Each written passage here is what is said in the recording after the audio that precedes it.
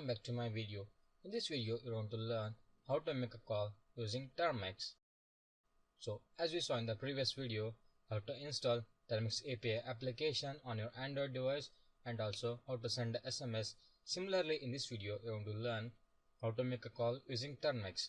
Now, clicking on my Termux application, typing apt update.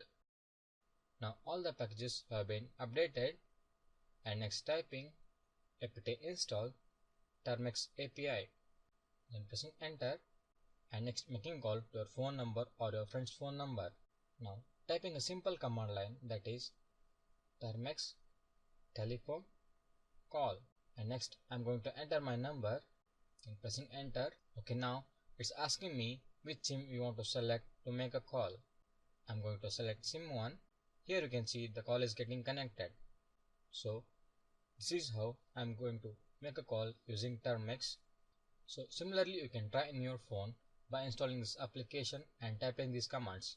So that's all in this video. Thank you.